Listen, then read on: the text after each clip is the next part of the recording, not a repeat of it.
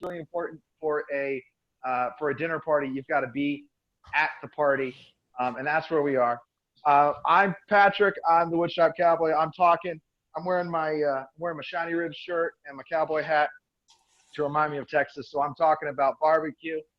Today I am making smoked wings for dinner. So here's the wings. You can take a look right there. If you've never made tried to make wings or a barbecue or anything like that, uh, there's a couple pieces of the barbecue that are really important. Your meat, your smoke, the rub, and the sauce. So I'll walk you through how I made these wings and how I made the ribs, and I'll get to show you some really nice ribs that came out pretty well yesterday. I was pretty happy with them. I just reheated them, so they're ready to be served to the camera crew when I'm done. All right, so the way I bring my meat out about an hour beforehand. I will wash it, clean it up, trim it up, however I need to prep it. This is the Costco chicken wings, so they are really, they're really good. You get a lot of them for a really short price. So this rub that I usually use is my basic rub, is brown sugar, something with spice. So I call these, when I like it, I call it the Eastern Shore barbecue, right? And I'll just throw Old Bay on it. I usually do that for pork and chicken. Salt, of course, and cracked peppercorn. I have made my own mill and grinder, so I get fresh stuff, but that's the way to go. You want some fresh stuff. So it's just something sweet, something salty, and something spicy, and I mix them all up, something a little savory too. Yeah, right. Just whatever. That's all I know about rubs. I have nothing else to tell you. Paprika makes things red. Cumin makes things smell like chili. That's what I know. That's pretty much it. Like everything else, I can't really taste it because I was a smoker for too long. But anyways, so once you get the rub, I'm going to show you my grill setup. It's smoking right now. It's almost ready to go. And we'll smoke it for some amount of time. For something light like these wings or for a fish, I'm going to be smoking it for like 20, 30 minutes. That's about it. But if it's something heavier, a brisket, pork ribs or something, 2, 3, 4 hours for the smoking step. Now the smoking step is a really low temperature, but a really high level of burning,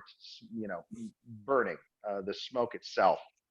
Not really a high heat. We're not trying to cook the meat in a way that you might cook it in a oven. We're trying to smoke the meat here. And I usually do it in two. I know that some people kind of keep it low and smoke for a long time. They'll do a brisket for 12 hours or whatever. I'm not that guy. I get it just enough to get the smoke flavor in the meat, and then I switch to a higher heat setting. So this could actually get done in some reasonable amount of time.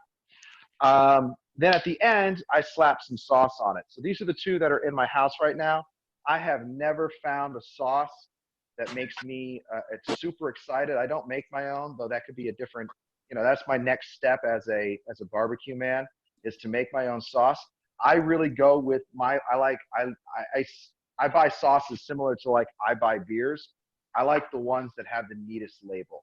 That's, I think, the most important part about a sauce is that it has a really good looking label. That is not true for all sauces, but for the most part, the fancier the label, the better I've liked it. Couple things when you're out there doing the stuff. If you have a digital temperature gauge, that's really helpful. It helps you check the temperature of the meat and get it to exactly where you want. So one of these, when you're making a roast or doing the turkey or whatever it is, this is really super useful. Use it all the time.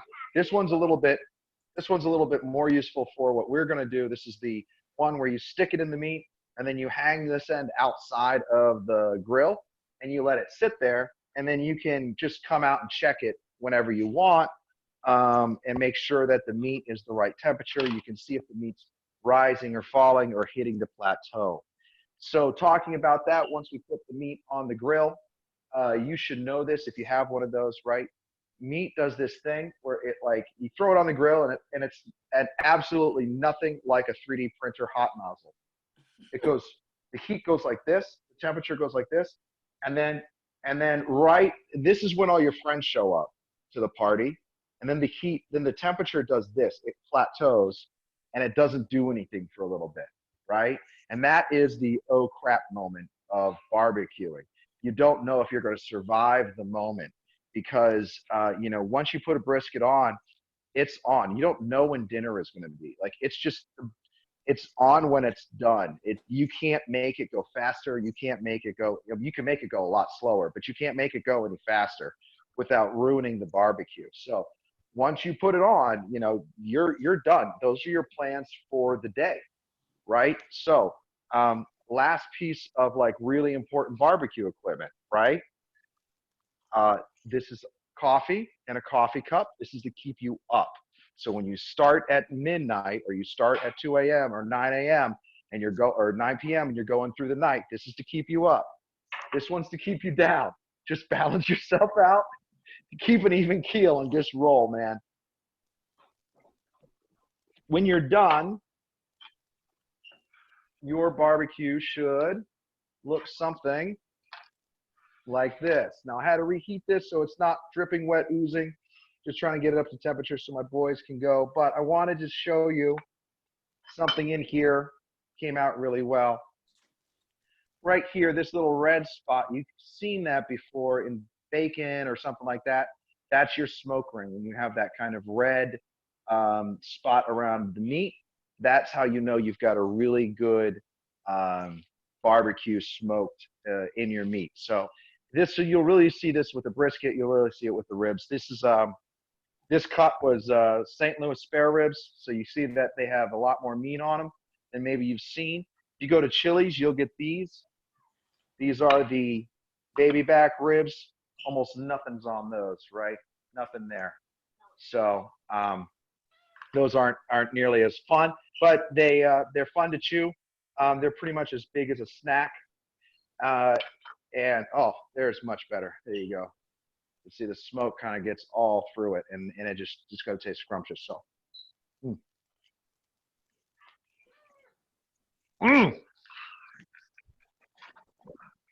nailed it. Okay, let's go check out the rig before I have to finish dinner. You ready, guys? There's your dinner. Okay, crew, unplug. Let's go out the back.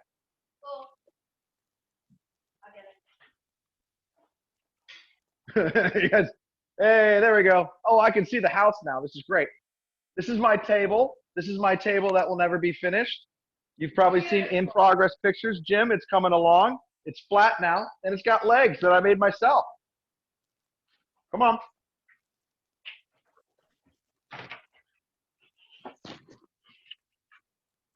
All right. So hopefully the wind won't catch us too much. You guys won't get too much of the wind here. This is my Traeger. I'm going to do this. I'm going to drop it up, step it back, right about there. What do you think? How's it look? Good. All right. So this is my Traeger grill. If you've never seen them, they're bought at Costco.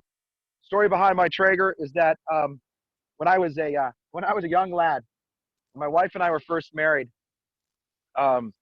She had children, and it was like a she had children thing for a couple of years. I was there, but I didn't have them. I was just involved in the process, and she used to make food all the time, and it really stressed her out. So one year, about 3-4 years in, I think it was 4 years in, she said, I said, what can I do? Because you're stressed out and I'm trying my best to stay married to you. What can I do to make this work? And she said, well, I think you need to take on the cooking. I said, that's great. And I tried and I wasn't very good. So she decided that the problem I had was that I didn't have good enough equipment, right? So she bought me this guy, which is the Traeger pellet grill at Costco. And it is fantastic. So what I've done is I've just turned it on. It's got a little on-off switch, a little twisty-turny knob over here, and you turn it on to the part that says smoke when you want to smoke it. Now, if you have a big green Commando, I think that's what it's called, right, Jim? Jim, Okay, can you hear the me? egg? You got the big green egg. The big green egg. Yeah. Yeah, the Hey, big buddy, green how egg. you doing? You don't worry about that. You don't worry about that, guys. Don't worry about that part. Okay. When you have that, right, you are you're going to be kind of putting in charcoal and stuff like that. This one, it's got pellets. It's way different, and it's also super easy. So I've got this smoking. I've had it smoking for about 10, 20 minutes now. It's up to temperature. I'm just going to put my chicken on it and close it up. And at about 30 minutes, while I think Adam or Jim is talking, I'm going to come out here and I'm going to twisty turny knob this thing up to about 220, 225, and then I'm going to leave it there until it gets warm enough. And then I'm taking them off, and I'm going to have some barbecued chicken wings. Now I like my skin on the wings a little crispy, so I might punch that up. I might punch that up to like a 350 or a 375, just so the chicken itself will get crisped up. Okay. Let me show you the pellets. They're a little different. Goes in this hopper. Now Traeger's pretty expensive when it comes to these guys. Here's the pellets. You see them? So is it gas with pellets? No, there's no gas. Okay. There is an auger in the middle of this. On the bottom, there's an auger that pushes this pellets from this hopper into the center. There's a big metal rod that is super hot, right? And it superheats the stuff when it touches. There's a little blast chamber, literally a blast chamber in the center where it burns off the pellets. And the pellets burn so cleanly, there's almost no residue. So I just cleaned it this morning because the other day I forgot to turn it off and I ran through all my pellets. Yeah, we created smoked aluminum, but I just cleaned it up and it had maybe this much ash on the bottom of a canister about that big, and that was an entire bucket of this stuff. So the fuel is about $14 a 40-pound bag. 40-pound bag lasts you, I would say something like, it'll last you 10 to 20 hours, or 10 hours at least, smoking, but it will not last you, it won't last you very long at a super high temperature. So if you're making like, if you want to sear something, it goes up to like, it has a high function, which is like 400 or so. I wouldn't use it. If you want to sear something, what I do is I cook it on this, and then I bring it inside, and I slap it on a really hot skillet. And then I've got a seared steak, because it simply doesn't get hot enough, fast enough, long enough for any of those searing kind of things to happen. Otherwise, it's just like your everyday, grill. It's far more oveny than grilly, but it's pretty awesome. I really enjoy it. And we might have a problem. That temperature is going down. I think it got kicked in there. All right. So, any questions on that? Nope. All right. So after 4 or 5 hours, you'll come back out.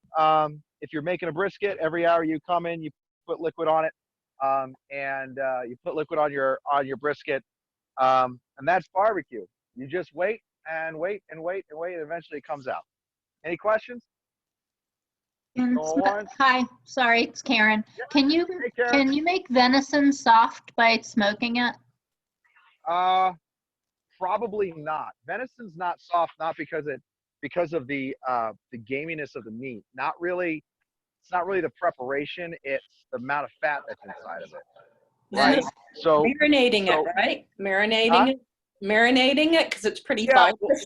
Well, yeah. I mean, like you marinate it, but if you're making a sausage, right? I've heard it from a number of sources that when you make venison sausage, which the first step of making a great venison sausage is to add some pork, because you've got to add the fat. That's like when it comes to how the meat works. The amount of fat is almost the most important thing that's in it. And the different fats do taste differently. So like duck fat tastes differently than pork fat, than beef fat, than deer fat. The problem with venison is that there's not a lot of fat on it. So when you're cooking it, you have to work with that fact. And I don't think smoking it would definitely make it taste interesting and different. But I don't think it would be, it's like the technique that makes it super soft and juicy and tastes like other animals. Does that make sense? Also, with venison, making sure that you don't overcook it or cook it at too high of a temperature because it's so lean. Yeah, exactly. It's one of those ones. It's like cooking fish, right? I cook fish out on this thing, and fish isn't supposed to get above like 160 or something. I mean, like you really have to flip that thing right off there and hit it exactly right if you want your fish to be like that way, And I'm not there yet. Venison is served rare, I take it? Probably. I don't know. I haven't had it yet. The other thing that I would say is also one of the reasons why people really like smoking is that the different woods impart different flavors. So I use Pit Boss, which is just what you find at the Walmart or at the Lowe's. I use Pit Boss for my pellets, but you can buy pellets that are like applewood or hickory or alder or post oak or mesquite or whatever. And you can buy blends of those different woods also, and they'll impart different tastes upon your meat. So like mesquite's really good for beef, but it's not very good for a lighter meat like chicken. Apple is really good in other fruit woods, peach and stuff like that. Really, really good for pork, but not good for beef because it doesn't have that oomph enough to impart a flavor into pork. Now that being said, I know I'm not the only barbecuer at Nova Labs. There's a woodworker, and he says people ask him how do you choose what wood that you want to make your stuff in. He says, I choose whatever is going to taste best in my barbecue if I screw it up. That's how he chooses his woods to make stuff. So he makes a lot of stuff out of cherry and stuff like that because it tastes good when he barbecues it. Other good woods for barbecuing and smoking, alder, sandalwood, and elderberry wood is fantastic. I haven't had the opportunity to do sandalwood but I've done alder, I believe, because a lot of these pellets are they'll be essentially alder filler. Okay, I was wrong about my guy. I thought when it does that big smoking thing, one of these guys, it means the temperature is really low. And I was worried that my temperature was dropping. I'm going inside, man. We're done. I'm going to hand it over. We good? All right. You guys good? I'm going to hand it over to you now. Adam, I think you're up next. Great job, Dad. Dad, can I give you a solid Hello, can everybody hear me? Oh, yeah, I got you, buddy. All right, awesome. All right, welcome. We're going to talk about Korean gimbap, which is kind of a more casual, laid-back version of sushi. And to start that off, we're going to talk about pickling vegetables because that's what you need to do. So here, let me switch my camera real quick so you can see what I'm up to. There we go.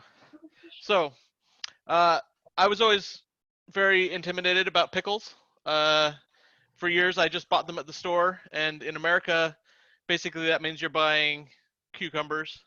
But I decided to get over my my fear and do it myself, and found out that it's super easy and super delicious, and now I do it all the time. All you need is a brine and some vegetables. Brine is very easy. You just need equal part water. So this is 1 cup of water. You need vinegar. For this, we're going to use white vinegar, but you can use cider vinegar. You can use rice vinegar. You can mix vinegars together. So you could use mostly white vinegar with a little bit of balsamic, however you want to experiment with flavors. So that's 1 cup water, 1 cup white vinegar, and then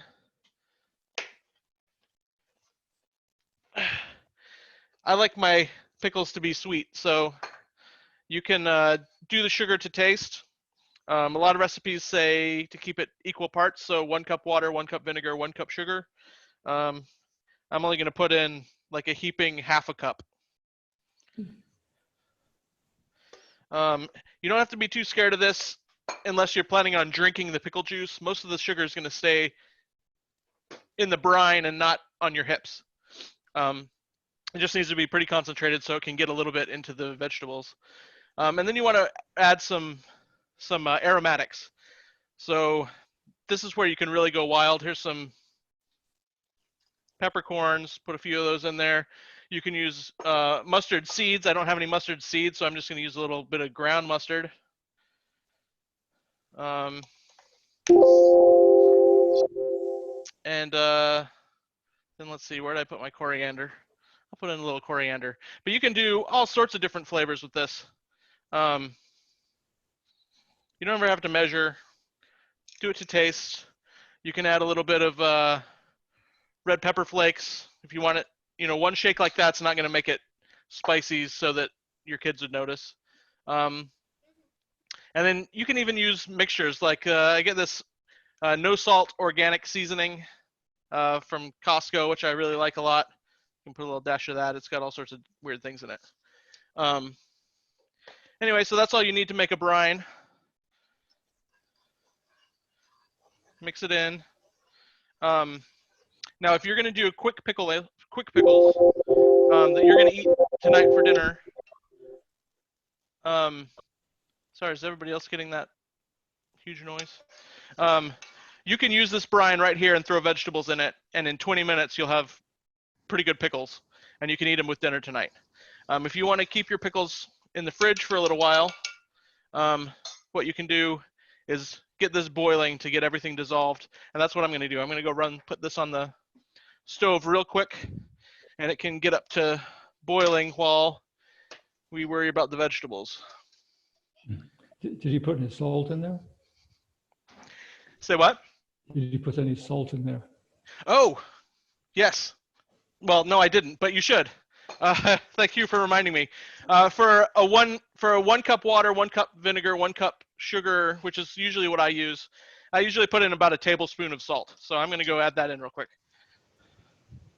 What about sesame oil? Sure. Yep. I mean, you can literally, whatever you think might taste good, you could probably do it. Now, sesame oil is probably going to float on top of the vinegar and water on top of the brine. I don't know how much it'll get down in the vegetables, but you could try it. And if you're going to be eating it with something that goes with sesame oil, I can't see that it would ever hurt.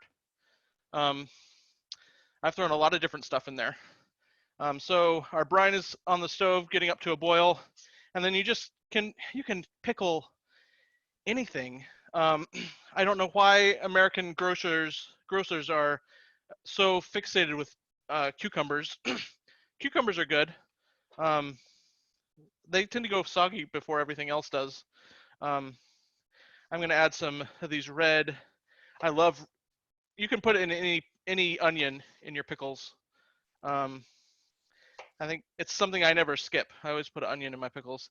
And I love these red onions because they just kind of put a little pink in with everything else. You can see I already chopped up some cauliflower in there. Cauliflower is one of my favorites. Anything that has a real mild flavor like this will just soak up the flavors. But there are other vegetables with real notable flavors that are still really great. I pickled some parsnips the other week. They were still very parsnippy, but then they were also really good pickles. Depending on how you like your pickles, you can do fresh vegetables like this, and they'll stay crispy or crunchy. Or you can cook your vegetables, whether you roast them or steam them or whatnot, to your desired softness, and then pickle them. It's all a matter of taste. I I love to do carrots. This beast here is actually a carrot, not a sweet potato. I found some really cool big ones. And a fun thing I like to do with the carrots is take a peeler and just push down really hard.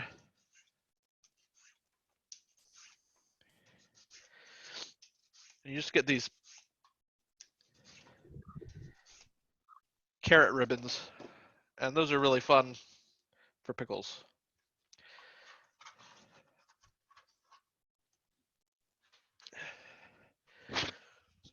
All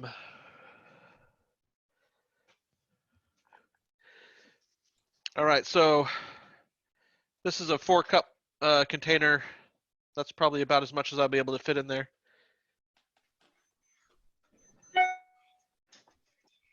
We had tacos for dinner and we actually had some carrot strips in them. Oh yeah, so A ton of pickles. my family loves these pickles. They go in everything. Anything that you put vegetables in, you can put pickles in, and it's better. Today for lunch, I had made way too many pickles getting ready for this event. So you can see them back here. We're going to use some of them for the gimbap. But I made way too many pickles, so we made tacos this afternoon for lunch. Put the pickles in the tacos. Oh, so good. Let me go check on the brine real quick. Hey, does anybody know about how pickles become probiotic? Is it the fermenting that makes them probiotic? That's a good question. So what I'm doing here, and what all I've ever done, is quick pickles, refrigerator pickles, and that's just using the brine is so salty, so sugary, so acidic that nothing can really grow in it, and that's a preservative, and it all tastes really good. So there are also, as you said, fermented pickles, and that's another rabbit hole that I haven't gone down yet, but definitely interesting. So some famous fermented pickles are like kimchi and other things like that, and that's definitely something you could look up and try. I haven't yet.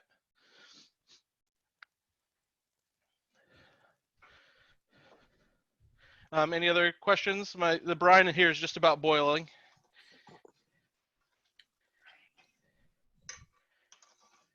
Is this Korean street food? Yeah. So, so these are the pickles. What we're going to talk about in just a second is called gimbap, which is kind of it's a Korean, very casual, kind of based on sushi.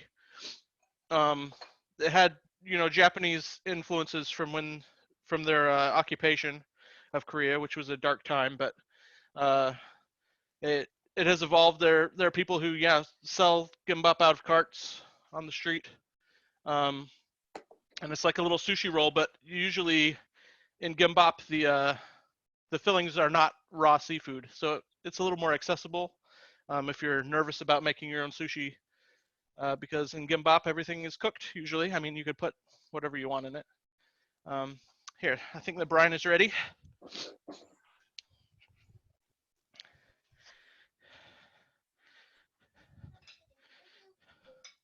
So here we have the brine we put together a minute ago. All the sugar is dissolved, all the salt is dissolved, all the spices are reconstituting, and we'll just go ahead. It smells nice and sour, and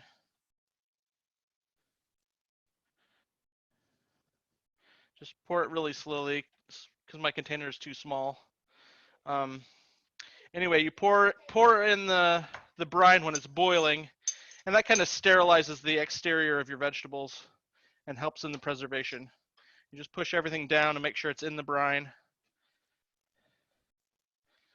And now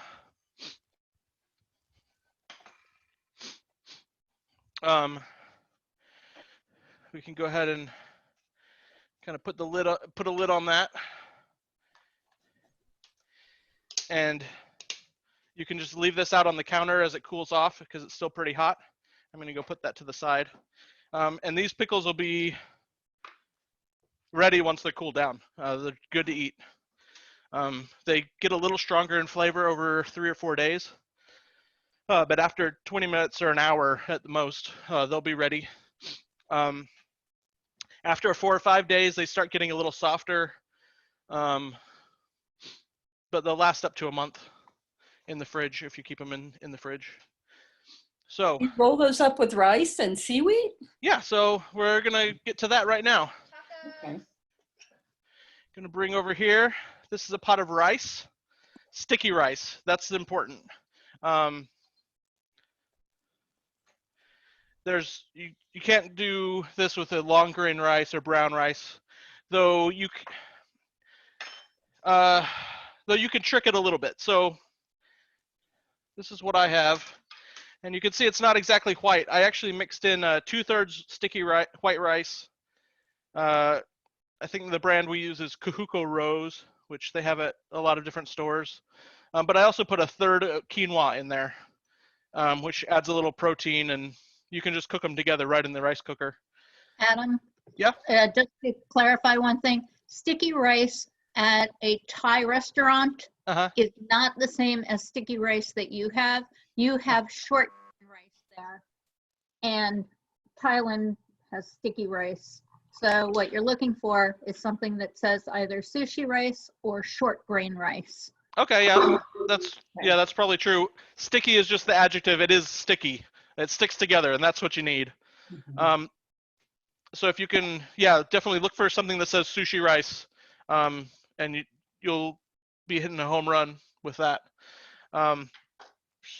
And so the other thing you need is what's called laver or nori, depending on what you're getting it from. And it's these sheets of seaweed. It's kind of, you can kind of almost see through it. It's very light and papery. But you just lay it out. I like using one of these. Oh, almost forgot this important step. Once you've got your rice here, you've got to add some sesame oil. You don't want to make a soup, just be able to rinse everything, get everything coated. And then I like to add a little rice vinegar or mirin, which gives it a little kick. That's not quite as authentic because those are both Japanese toppings, but so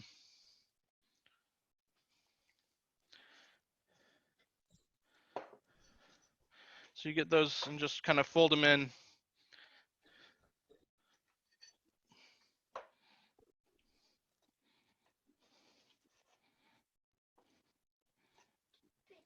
So does that tool have a special name?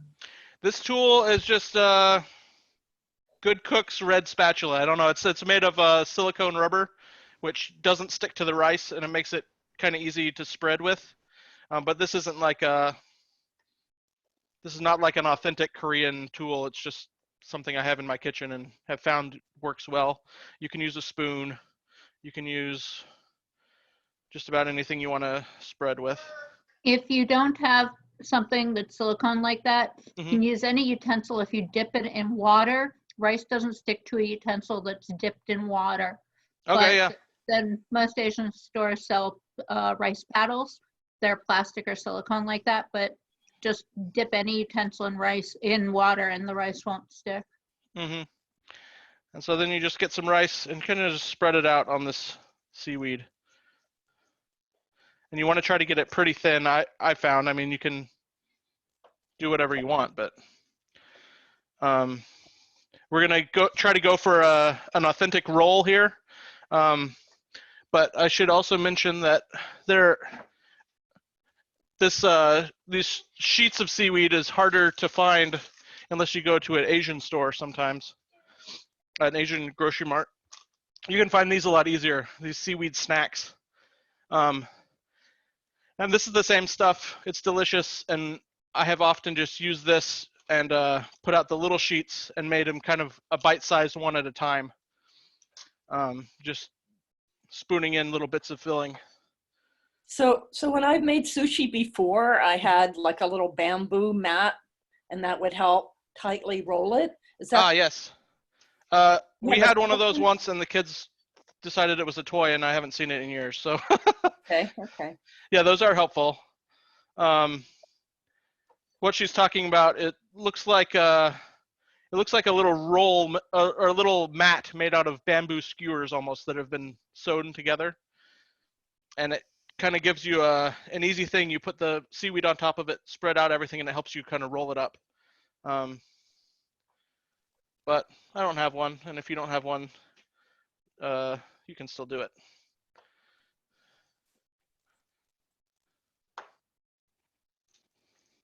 You could always have one of those thin silicone, cutting mats that Oh. roll up very easily. Sometimes they come in yellow. Yep. Well, that's what I wondered if that silicone mat that he has it on now was what that was. So that would actually be good. This is actually not a silicone mat. It's like a stiff cutting board. Okay. That's I don't know. It might be I don't know what it's made of. It's a stiffer plastic than silicone though. I've used that to replace the thing on a silhouette, right? The cutting surface Yes, that yes. has to go into the silhouette. I use that for a DIY version. Okay, so now with Gimbop, you can put a lot of different things in it. But the kind of the rule of thumb is you want something that's like a really good protein, and some vegetables. You can use fresh vegetables or pickles or both. I'm going to use all pickles because I love them. Proteins you can use tuna salad. That's probably the one we use the most just because, hey, I want to make gimbap. I don't have anything else.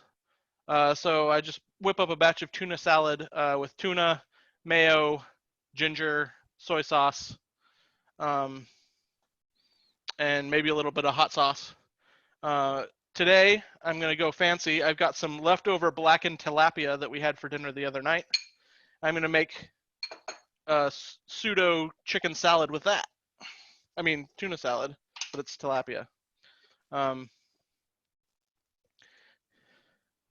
you looking for something mayonnaise-y to work with, or not really? Yes, I am. You don't have to, Okay. but mayo makes gimbap way better, in my opinion. It adds kind of a creamy, tangy, which is what it's for. They actually use that a lot in even in sushi restaurants. They've got that spicy mayo, and this is just an easy way to get that kind of flavor profile in there. So you can see I had that blackened tilapia fillets. Now I've got this creamy filling. I'm going to add a little bit of sriracha just for fun. Not too much though. Do it to taste.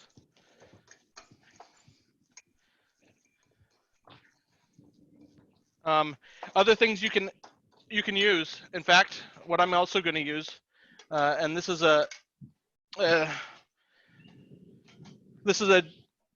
huge frying pan. I just made a huge scrambled egg, omelet with no filling. Egg is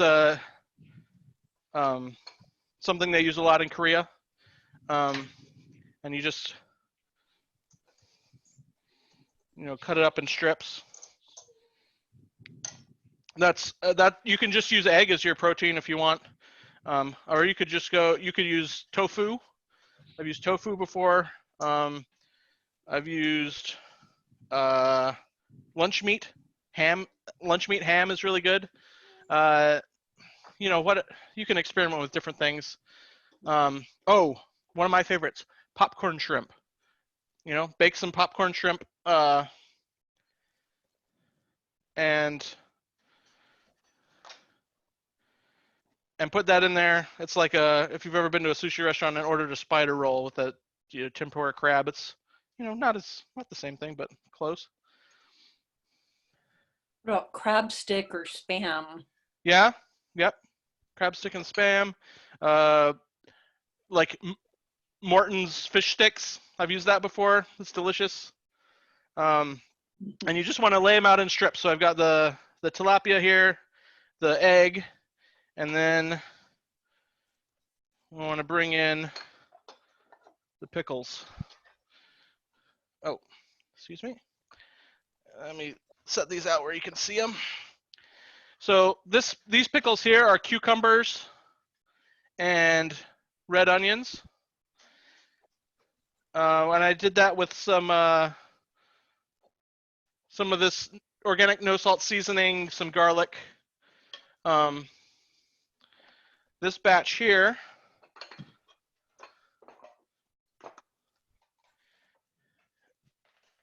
is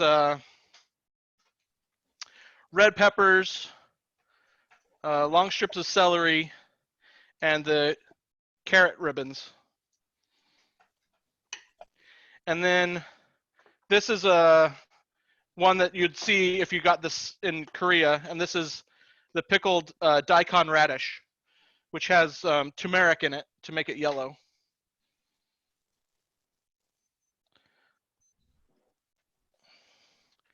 And so this is kind of the most authentic pickle we've got here. Gonna add some of this here. And it's encouraged to, play with colors. So we got some yellow, put in some orange. Don't be shy. Some green from that cucumber.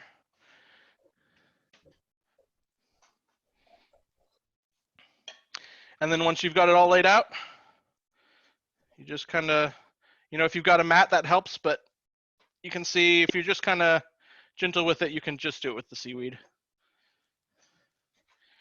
And there you go, you've got this roll. Now in the street food carts in Korea, they just sell this roll. It's in a wrapper like a hero, and you can just chow down on this like a hero sandwich. And it's amazing. If you want to be a little fancier, you can, get out your knife. My rice got a little bit cold, so it's not quite as sticky as it should be, but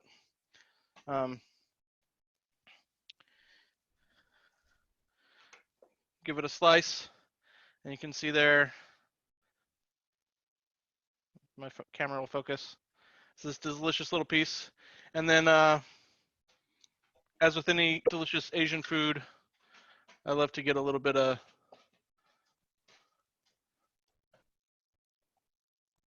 soy sauce to dip it in. And let me give this a try. See if I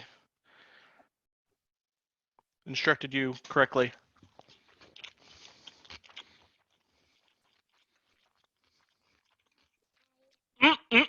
Okay, that's good stuff.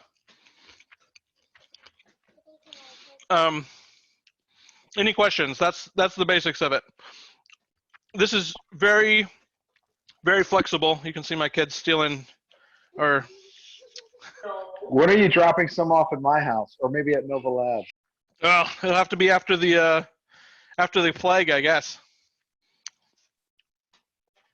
But I'll sit here, and I will just make these rolls.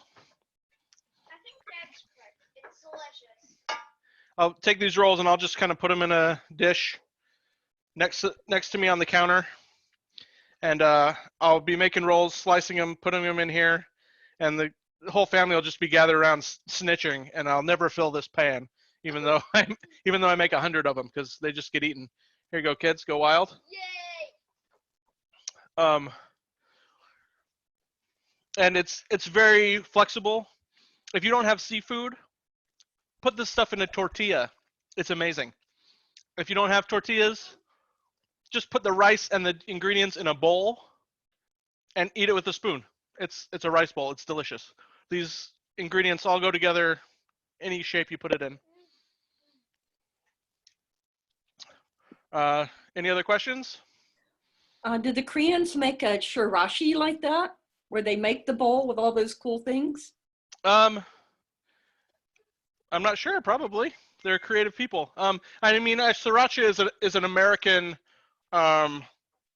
is made in America by Vietnamese immigrants. So in Korea, they probably not using brand name sriracha, but they like spicy stuff. But the little squirt you saw me put in, I can't even feel any heat. My kids aren't worried about it. It just adds a little bit of flavor, but you don't have to if you don't want to. Or you could put in ghost peppers if that's your deal. make a red pepper paste that's kind of like Thai peppers. Yeah. You can add other stuff like kimchi goes well in this. I actually don't really like kimchi, so I never put it in. But keep it up there. One of the things I used to like to do with my kids is make your own sushi night. Remember the little package that Adam had of the Korean nori that comes with sesame oil and salt already painted on it? Oh yeah, That's this one how here. that's how they eat it in Korea, with the sesame oil and salt on it. Mhm. And so I just put out a pot of rice, all the vegetables, egg, meat, a little bit of bulgogi beef, which is the Korean beef. And I yeah. put it out on the table, and the kids just make their own food. So I don't have to wrap it all. Yeah, bulgogi beef goes amazing in this. You could do teriyaki chicken. You know, anything's gonna be good. All right, Jim, you think you're up? Oh, good. I can be up, buddy. No problem. All right, thanks. So we actually just finished here. So let me see if I can get this off of this and turn you off of me, which is really not what you want to see. There we go. So we just finished a pulled pork off the new Kamado Joe, which is kind of interesting. This is apple juice. This is actually not cleaner. But what's really interesting is I bought a iCommand, which will keep this sucker at whatever temperature you set. The nice thing about this is, as you can see, it'll go from about 200 to 225 all the way up to 800 degrees. So we just got it. We really have been enjoying it. And Patrick said to be prepared with a couple of cookbooks that I like. So I wanted to tell you, if you haven't seen this one, Jamie Oliver's new veg cookbook, it's one of my favorites.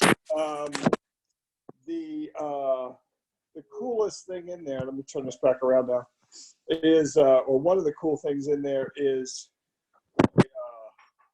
a recipe called Sunshine Pasta Sauce. And so if you want to try that, it's amazing. It's very simple. I'll give you the recipe. It's two bell peppers, 1 onion, and 2 cloves of garlic. Saute them up in some olive oil. Don't get color on them. You just want to get them soft. And then put them all into a blender with a handful of grated Parmesan cheese. That's your sauce that you top your pasta with. A little bit of starchy water in there, honey. And then you top it with some crushed pistachios. So at any rate, that's a great recipe from that book we've been trying. And this one's been out now for a couple of years. This was a gift from my niece. If you haven't watched this Netflix series called Salt, Fat, Acid, and Heat, it's really excellent. And oh, is that the Sunshine Pasta Sauce? Yeah. There you go. Sunshine Pasta Sauce, compliments of Jamie Oliver, the Naked Chef, in his new book called Veg. You can go online. You don't need to buy his book. You can go online and you can see a video of him making that with his son. And it's really easy. And everybody I make it for goes, oh my God, this is delicious. So Salt, Fat, Acid, and Heat. If you haven't seen that Netflix series, it's 4 episodes, 4 one-hour episodes. It's amazing. What did we make tonight? Well, let's see. Besides the cakes, which were made for my birthday, which is amazing, we made some za'atar bread. We got some za'atar spice when we were in Jerusalem over Christmas, and we wanted to use some of that up, and so we made some za'atar bread, which is really interesting. I've been into making bread recently. I started, if you want to know, with this book called, this guy's real name is Josie Baker, and he is a baker in California. And it's really good. It doesn't start with, here's the 50 pans you need to buy to bake. But the problem with it is after about the first, sorry guys, after about the first 3 recipes, everything in it is sourdough. And so I don't always want sourdough. So I have now been working on another book, or working through another book that's put out by America's Test Kitchen called Bread Illustrated. And I've been making dinner rolls and za'atar bread and all sorts of stuff from that. The other thing I wanted to show you, which we already ate all of, thanks to Patrick, it was his fault, guys, is we have, I think everybody makes and likes sauteed spinach with garlic. And we were up in New York, well, this is a while ago. This is before the coronavirus. I think it was last November. And we were in Brooklyn seeing Theo Naz, the blacksmith who comes down for the Maker Fair and gives us demonstrations and stuff. So we were seeing Theo, and we just picked a steakhouse in Brooklyn to go to. And like many steakhouses, they want you to order your steak and then order your vegetables as a side. So we ordered and you know, which are, you know, that's always a staple. That's always good, no problem, right? And then we ordered sauteed spinach with garlic, and it was so amazing that halfway through I called the waitress over and I said, excuse me, I make this. I've been making it for 100 years and it's never as good as yours. What do you do?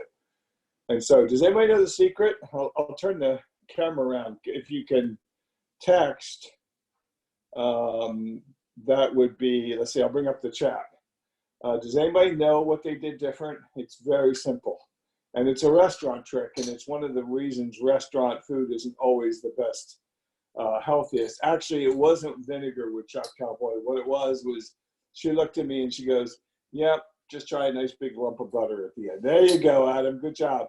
So that's what she did, and it was wonderful. And so we've been making it that way, and it does lessen the health benefits of the dish, of course. But it was sure wonderful and amazing. So that's what we've been doing. I did smoke a pork butt today with the new red Komodo Joe, and I really like it. I used apple wood. I know you guys were talking about different woods recently. I have never done smoking before. I bought a charcoal grill because I have used propane now for, I don't know, 40 years, because I decided charcoal was a mess. And so I finally went back to charcoal, and now we're going to be experimenting with different woods and different smoked meats and all of that good stuff. So I used apple wood. It was very simple to do. The biggest thing was keeping the temperature at 225 or 250 and you know, letting it go for 10 hours. So, but it was a lot of fun. And now I'm lucky enough that I am going to eat these beautiful chocolate cakes that my niece, one of which is a friend of Fred's, and another one is my niece's. And so we're going to have chocolate cake for dessert. So we're probably going to sign off unless you have questions for me. But Patrick, this has been amazing. I really wish we could have done this in person, as you know. But So I'll tell the story here. So this is the part where I forgot what to tell everybody. So Jim and I get together every kind of like 6 or 7 months, and we whether we need to or not. Whether we need to or not. Exactly. And we do this. We trade recipes. We trade what we make, and it's a really nice time. And of course, we couldn't do it. I suffer through his. I mean, it's very good. Yeah. So we wanted to invite everybody, but we couldn't do it because the coronavirus was there. So here's the part where my hosts are going to have to step up, right? So I'll tell you this is the big question, right? I made this joke the other day, which is like, right? We don't cook because it tastes good, right? You cook because something happens when you do it. And for me, I know it's the only time that I'm going to get Lillian and the boys at the table at the same time, right? It's the only time I get the whole family together. And that means a lot to me. All right. It means a lot that I can sit down and get everybody together. It for whatever reason, that's what I love most about cooking. So, Adam, you there? You there? Okay, here's the emotional question. I warned you. What is your favorite memory of cooking from your childhood? God. My favorite memory of cooking. You didn't warn me about my child. Didn't warn me about my childhood. My mom doesn't cook, so I learned to cook as a young child. Oh wait. I was born a poor, hungry child. A perfect axe and a perfect crossbow. Can you hear me now? Yeah. We got you, Adam. Go ahead. All right. So my mom didn't really cook. I was one of 6 kids. My mom was permanently frazzled. And so when I was like 7, I learned to make macaroni and cheese. And all of my cooking skills have snowballed on top of that dish since then. Kraft macaroni and cheese, or maybe generic. I learned to, start adding like spices to it to make it different flavors. Moved up to like rice-a-roni and hamburger helper, and learned how to add vegetables and things to make that a little fancier. And there was no time when I suddenly could cook. I was just kept trying and kept doing it. And it's always been a joy in my life, an artistic expression that no one's ever paid me to do, so I haven't learned to hate it yet. See, you said you didn't have anything, and then you talked for like 2 minutes. Okay. It was great. Excellent. All right, Nick. Why do you love making beer? What is it about beer that we haven't gotten to you yet, but we're going to interrupt this for the emotional moment. Why do I like making beer? It's like a sort of adult junior chemistry experiment every time. You get to mess with all sorts of things. You put all sorts of different ingredients in. I mean, cooking's kind of the same, but it's also nice because I can. It's one of those things where you can do lots of research and find all sorts of interesting things you can do. There's a nice process to it, and it makes a worthwhile beverage. And if you look there, thanks to Mongo, you got the glass, right? Laser cut. So this is a wheat recipe. So yes, so I enjoy it for that. I've tried making beer since a long time ago, but only recently it's become easy.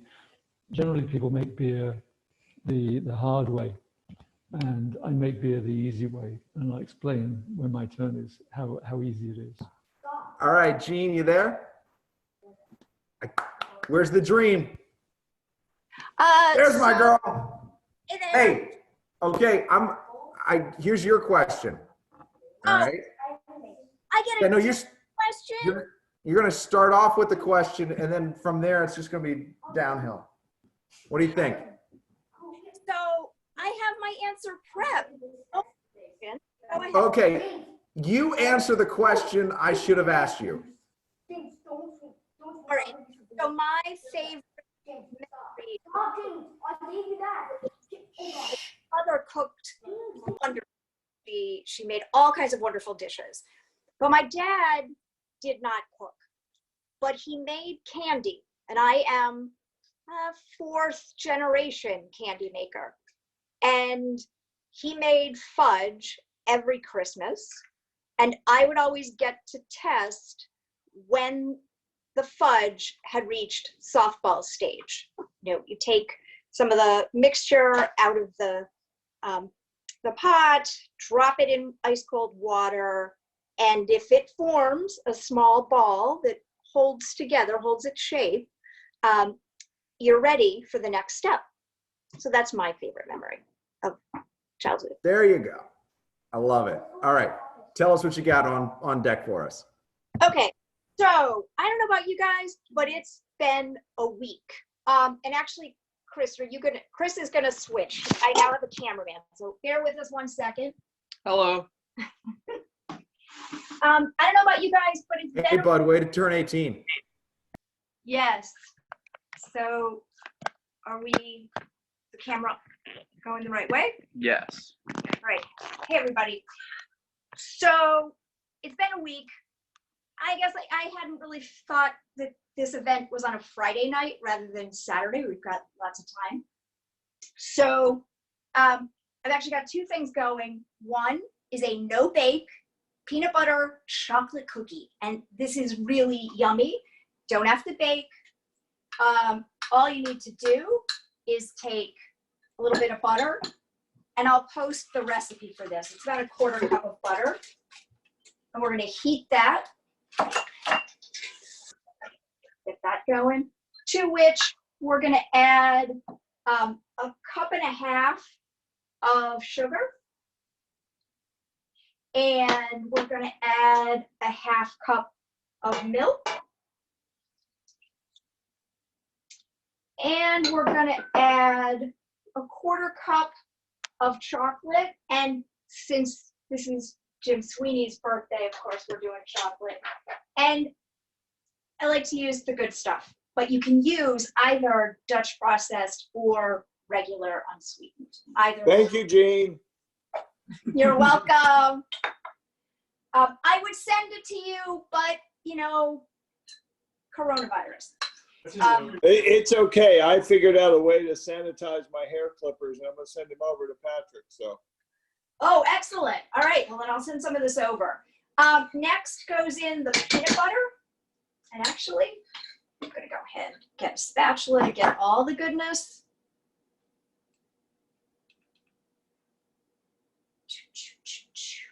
There we go. I'm going to mix this up. Let it melt all together into yummy, ooey goodness.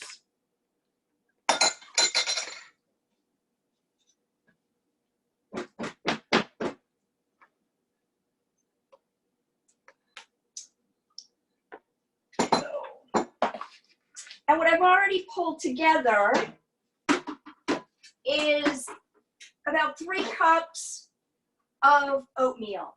You can use quick cooking. You can use the kind of regular variety. These happen to be, I believe, yeah, these are the old-fashioned ones. I think they have there's a little more kind of texture and flavor with that, but feel free to use the quick cooking ones too. What I wouldn't use for this recipe is the sort of stone ground version. That's just a little too chunky, and that needs time and moisture to expand. All right, so not quite ready for this. I'm going to turn up the heat just a bit. Again, we want to get everything mixed in well.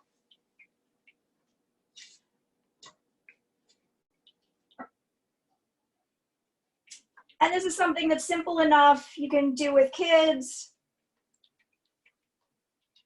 or kids of any age. I'm not a kid anymore, Mom. That's right. Christopher just reminded me he's not a kid anymore. His birthday was yesterday.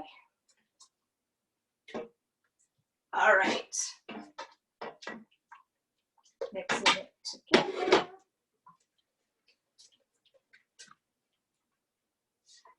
Ooh, actually, almost forgot. Time for a little bit of vanilla. And we want about a tablespoon. I've been doing this kind of long enough. I can't. Others, perhaps you want to measure.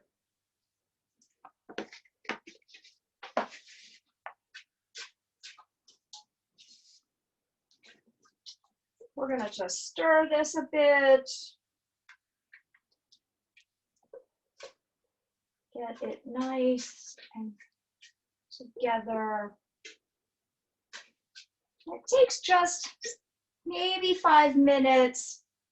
And while you're waiting for it to kind of come together as one, you're going to want to go ahead, take a baking sheet or some kind of pan. I like parchment. It's easy on, easy off, no clean, or little cleanup afterwards. And if you've got one, a little scoop. I somehow could not find mine earlier, so I'm going to go with my measuring spoon. And I'll use that. Go with the big scoop. Yes, I know. And I've got one. Don't know where it's gone. All right, we're coming together nicely.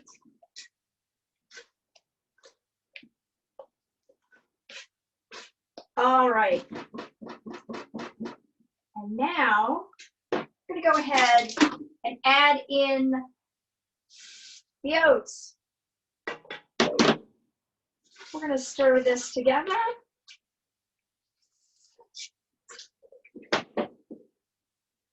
Turn the heat off. Ooh, you can smell. I wish they had like sniff TV. You could smell the chocolate and the peanut butter mixing together nicely. No, you know, this is a house full of men. There's just boys in this house. You do not want the smells coming through my computer. Excellent, excellent. All right, and there we go. I think I've gotten a little more butter in there than I probably wanted. So I'm going to add just a wee bit more. Get it to the right consistency. Now this is where you can kind of play around with things. You can turn these into kind of a Mexican hot chocolate kind of thing with some chili powder. You can also add a little bit of cinnamon. You can add in some chopped nuts. You can add in mini chocolate chips. For now, I'm going to take this off the heat. And there we go. Scoop. And then I'm going to spread a little, and that's okay.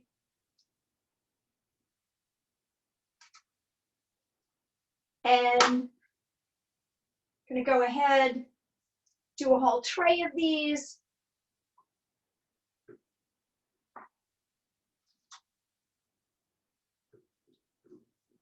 And once you've got the tray done, you'll pop them into the refrigerator. I'd say 30 minutes minimum, maybe 45.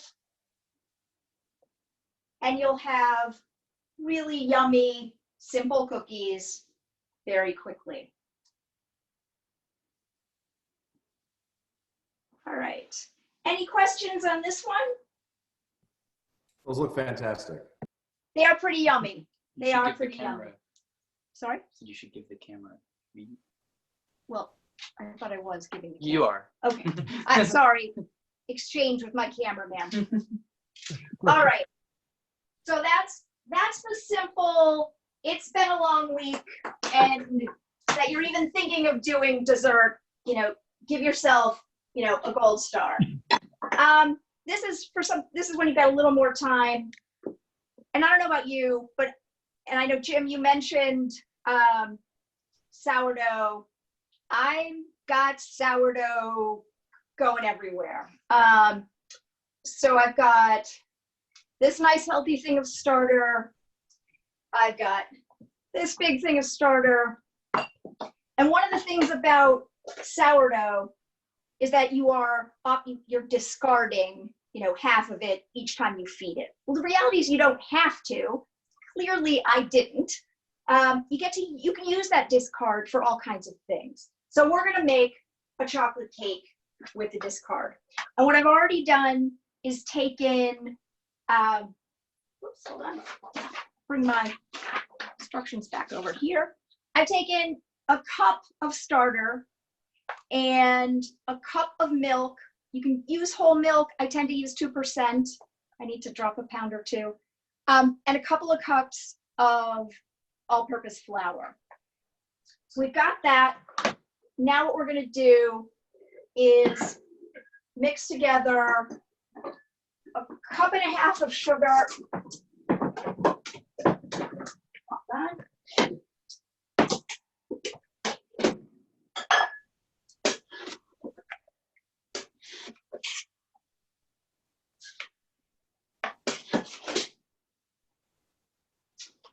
All right. Move this over here so it's in the camera angle a little better. Cup and a half of sugar. And Chris, will you hand me the beater? I just realized I have not. Always the mixer out. Where? You know what? I might just be using a mix. Never mind. My whisk. No, it's right. Hold on. One of these days. No, the mixer has disappeared. All right. And a cup of vegetable oil. And butter. Where did the other butter go? Hold on, guys. Sorry. So I get doing two. There we go.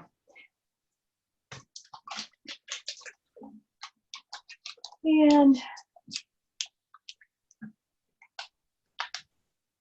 oh, where's it? All right. No, I didn't need butter. That's what I thought. All right. The extract. This time around, I am actually going to measure it. I can guess there's 1 and 2. Is that like, is measuring your stuff, is that like the mom version of reading a manual? Is that like cheating?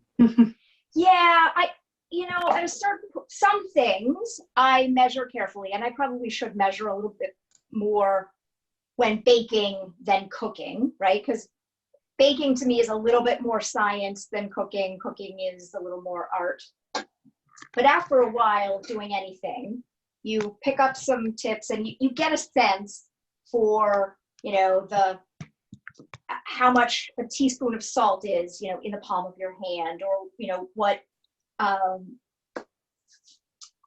certain amount of vanilla or another flavoring is. Okay, so bear with me 1 second. I'm trying not to get, I'm gonna go ahead and whisk this myself.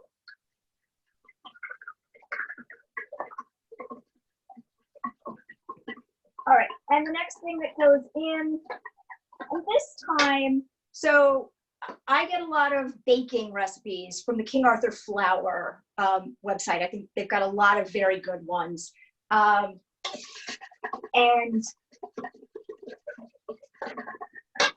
this one specifically calls out that what's needed is not Dutch processed cocoa. So we're gonna go with good old Hershey's natural unsweetened. And there is, let's see, it's about 3/4 of a cup.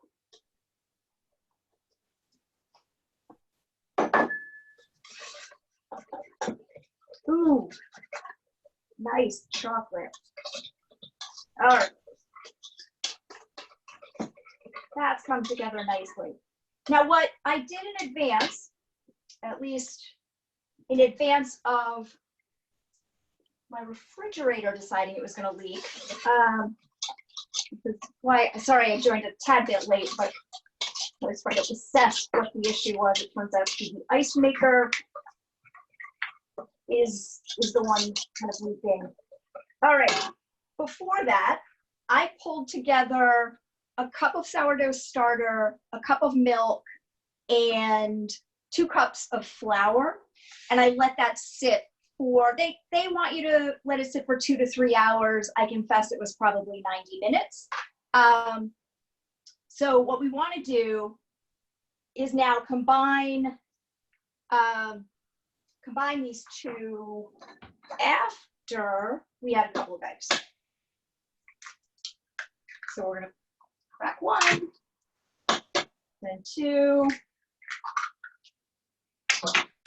Ouch.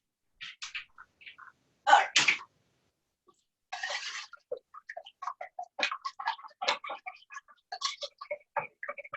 And this will be grainy, which is why I realized it really didn't matter if I didn't have the beater at the ready. I am curious.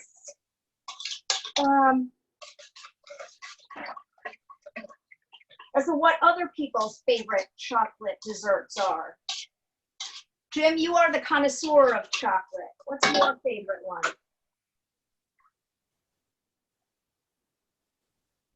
Oh, Jim signed off. Wrong person to ask. Patrick, how about you? I like my dessert with starch, and I was gonna go with beer. Like that's my dessert. I'm really looking forward to Nick. But chocolate, yeah, chocolate cake. That's okay. I like it with the light. I don't really like the heavy chocolate, but a little light stuff. That's pretty good. Okay, cool. All right. So Chocolate cake is the Nick? chocolate cake with the sour cream in it. Ooh, Yeah, nice. we have some recipes we make chocolate cake with sour cream. Very good in a bundt pan. And how about you, Adam?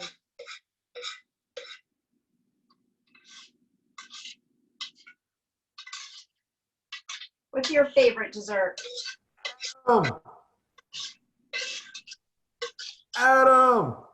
He's in the middle. He's just making rolls over there. His kids are like stealing his food. This is his only time to be alone. I don't know why we're interrupting him. Has anybody ever tried brownies with cheesecake swirled into it? Yes. Ooh. That would be a dessert that I would make in my house, but not eat and be a hero. Yes, you would be daddy of the year. Hey, I'm back. Sorry, these are in high demand, and this is actually. That's what I was saying. I was saying, like, all I can see is these little hands just reaching in and grabbing your food. It's like a fascinating. It's a fascinating game over here. Yes. Hey, so we had a question. What is your favorite chocolate dessert?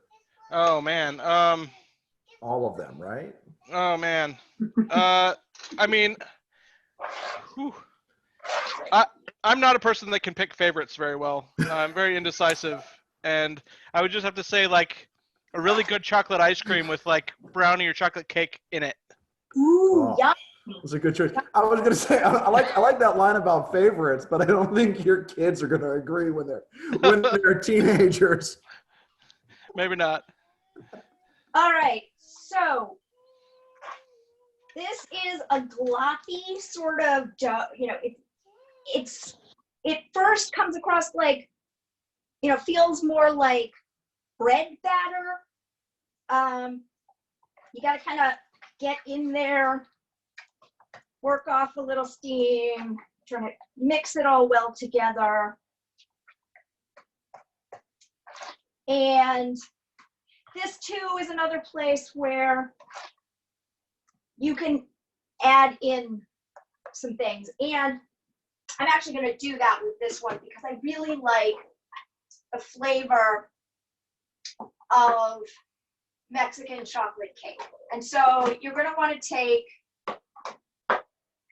a chili powder. This one is ancho. And just mix in, I don't know, tablespoon, maybe a little more if you want a little more heat. And then, so just a word, I'm going to put the recipe up, the link to the sourdough chocolate cake. It won't have that ingredient in it, nor the cinnamon I'm about to add, but just know that, you know, these recipes can be tweaked. There we go. And now,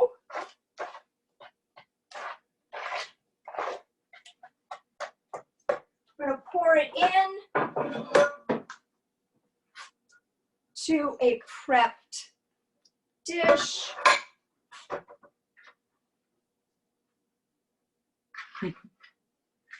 Heidi says she really does not measure anything. Yeah, so in fairness, I did measure some stuff earlier. You know, I used my 1 cup measure to get out, you know, 1 cup of sourdough starter. But I mixed all that together. And I tend to lean towards, you know, improvisation. So let's get more goodness out of the pan. So you want to cook it for 30 to 40 minutes at 350 degrees. And you'll see that the recipe calls for kind of a traditional icing and then a little drizzle. I actually like this cake just plain with a dollop of homemade whipped cream, or really just plain. I guess it's my advancing age. I'm a little less enamored of sugar than I used to be. Or actually, I still like sugar. It just doesn't like me back, strangely. It just wants to stay on my waistline. All right, so we are now gonna pop this into the oven. All right. That's it. Thank you guys very, very much. Any questions? The cookies, do you have to keep them in the fridge? You only have to keep them in the fridge for about, well, yeah, so you should store them. I guess the reason I'm having trouble answering this question is that there are never any left after I put them out. And my teenager and friends, right, you know, descend on them. But yeah, I guess I if there are extras, yes, I'd go ahead and put them in the refrigerator. You certainly wouldn't want them, you know, like next to the stove. They will begin to spread again. Heidi asks, where is she going to post the recipe? I am going to post the recipe, and the recipes for other things that are made here are going to be posted on the wiki. Farina, can you share that link in the chat?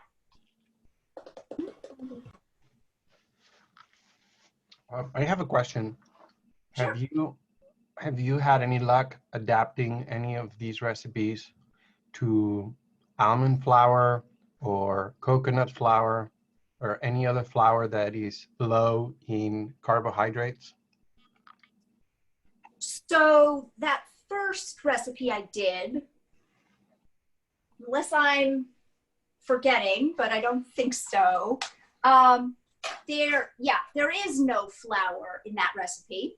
So you're set there. I mean, there are oats, but are you looking for specifically no gluten, or are you looking for kind of a dessert without carbs? The latter. So okay. Desserts that are high in, I mean, fat is fine, protein is fine.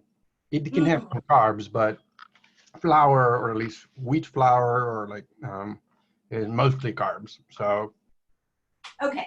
So. But the problem is everything I've tried, it's hard to get it to be crunchy or crusty. Or yeah. Or like soggy or very thick, you know. So that's the. I do have it. So Chris, can you get? I find that King Arthur Flour's gluten-free mix works very well. I do a scone recipe for a friend that is a mix of this, almond flour, rice flour. Yeah, I think just those three. and you would never know that that it didn't have regular flour. The other thing is, I think this cake that I just did would especially lend itself to having the substitution of, either, I guess I would say the mix, but you could probably do this and some almond flour, because the sourdough, will mask a little bit. Some folks aren't really fond of gluten-free stuff. They notice the flavor difference. But if you want to step all the way away from carbs, I'm going to say fruit is your friend.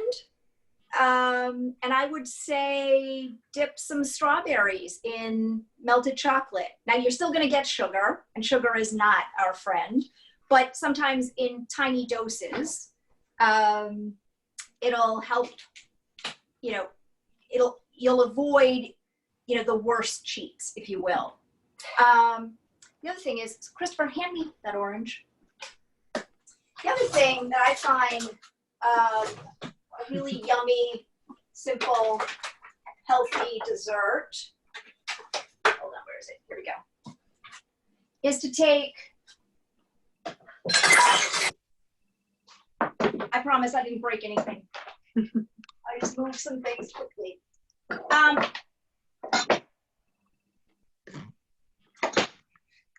Just take and peel. You're not really peeling. You're just sort of cutting an orange so that it becomes a handheld dessert. Now you can sprinkle a little bit of cinnamon, or you can just drizzle a tiny bit of honey over it.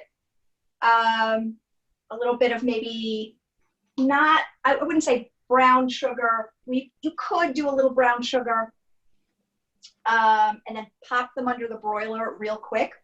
Frankly, I think just eating them out of hand is the best way to go. I agree. I will give a little more thought to other sort of carb-free dessert options, and put a note up in the wiki.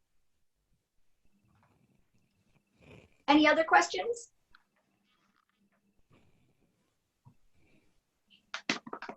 If not, Beer time! Nick!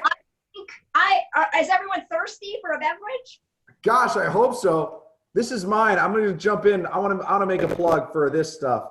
This is Partly Cloudy India Pale Ale. If you haven't tried some of this stuff, my boys call it the nap maker. I don't know why they call it that. What's the percentage on it? Are we good? What was that? Nick? What's the percentage on it? Yeah. You're on, bud. Okay. So this is about making beer. I make my own beer. I've been making beer the simple way for probably 6 years now. I used to make it the hard way. So for those who don't know how beer is made, I'll explain a little bit. So beer, like other fermentation of sugars. So basically, if you put yeast and sugar together, the yeast eats the sugar and poops alcohol, right? So this is how you get alcoholic beverages. I guess many thousands of years ago, people left whatever food they had out, whatever drink they had out, and natural yeast in the air kind of settled in there and went to town. And sometimes they found the drink was a little bit tipsy making. So they liked that, so they encouraged it and figured out what to do. So through the years, through the centuries, it's the drinks are developed made from grain that became a balance of the flavors, basically a balance of sweet and tart and sweet and bitter, those kind of flavors in the mix. And so most beers have a kind of mix of things in them which give this kind of result. So in the Middle Ages, hops were not used. Basically, they'd use other herbs to make things bitter. They'd use things like heather or spruce or wormwood or stuff like this, all sorts of herbs that made things bitter, or even orange peel. And the Belgians were big about that a couple of years ago. When they got the trading going to the tropical parts, and they brought back oranges.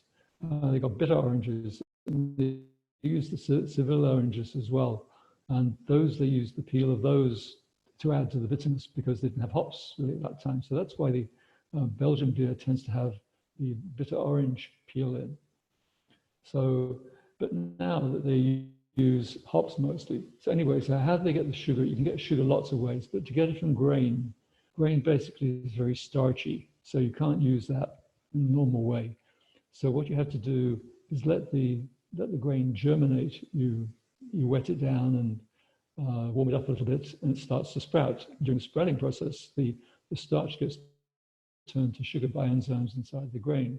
Then you roast it, which stops everything, kills the grain, and then you need to get the sugar out. So the color will depend on how much you roast it. So you can roast it a little bit and you get light grain, or you can roast it a lot and you get dark grain. So the darker beers are made from the darker grain, which has been roasted a lot. And if you want a really bitter chocolatey flavor, you really roast the hell out of it. And you don't need to put too much in. It makes it very dark and quite bitter from the burnt flavors. So anyway, so what you do is you take the grain that you've got there and you've roasted it and it's got the sugar in it. So now you need to get the sugar out. So what you do is you crack the grain or sort of grind it up a bit so it exposes the internal surfaces, and then you stick it in water and let it do what they call mashing, because it's like a sort of mush, I suppose, and let that sit there for a while. And there are enzymes in the grain that will convert some of the rest of the starch into sugar as well. And you get probably I guess 60 to 70% yield sugar out of that. And that sugar mostly comes in the form of maltose, which is the malt sugar. And then you have to rinse it out of there. You take the grain out and you can feed that to hogs, or you can put it in bread, or you can trash it, or you can compost it, whatever takes your fancy. And then you have this water with malt in it. Now, then you need to make it an appropriate dilution for the amount of what you need, what amount of alcohol and stuff you need then. So anyway, so now what people do these days is they sorry, interrupt. Yes. Go ahead. You use the term malt, but Malt. what is malt? Malt is maltose sugar, which is a simple sugar dissolved in water, and it's extracted from malted grain. The malting process in grain is the germination and the roasting of it, which forms the malt sugar. So if you hear the term malt, does that mean that it's pretty much grain in malted state? If you buy malt, like malt extract, that is the sugar in a kind of syrupy form. Okay, when it's been extracted and concentrated. Okay, if you buy malted grain, that is the dry grain, and I'll show you some of that later. In fact, I'll show you both. All right, both the liquid malt and the other grain malt. Okay, so we got those. That's if I can get my phone working. My phone seems to have dropped off Zoom for some reason, but we'll get there. I have pictures as well anyway. So then what you do normally is you've got this malt water stuff, and then you need to make some bitter flavor in it. So typically what you do is you get some hops, which are a vine, which has little flower cones on it, which you dry, or which somebody dries, and then you get. And these have like a lot of resinous compounds in.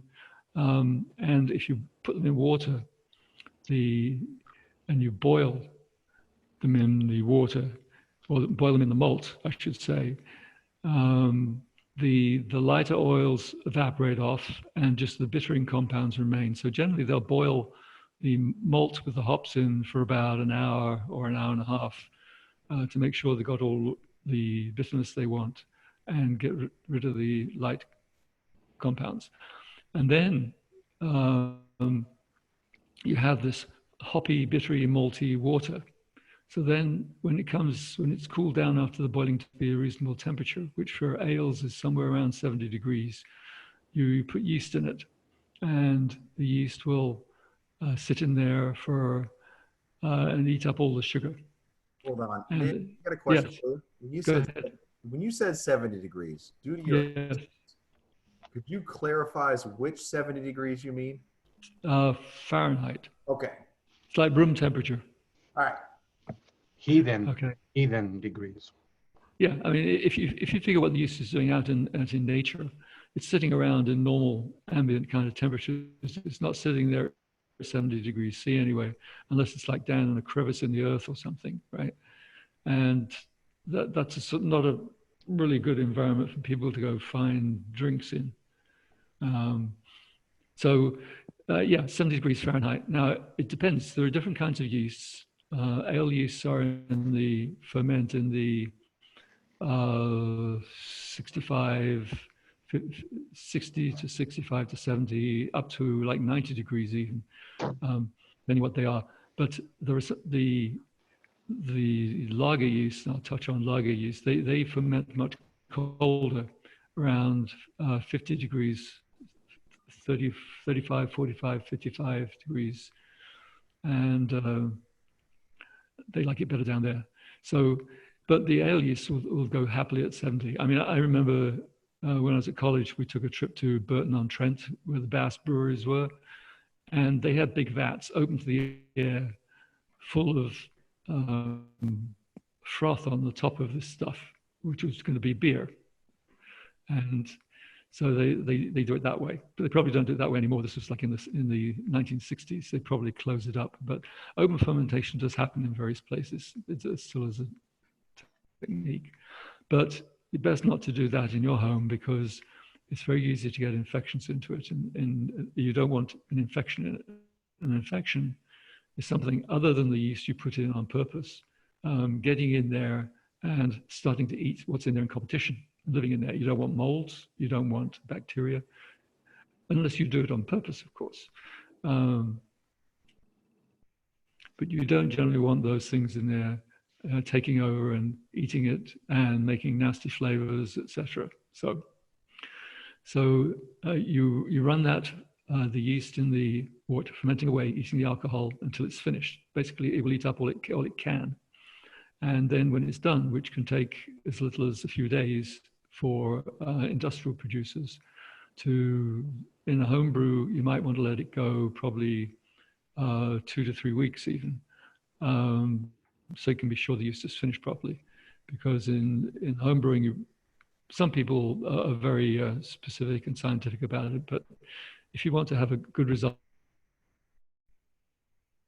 not worry about it, you can just let it go a few weeks and it'll be fine. You don't have to worry about measuring anything.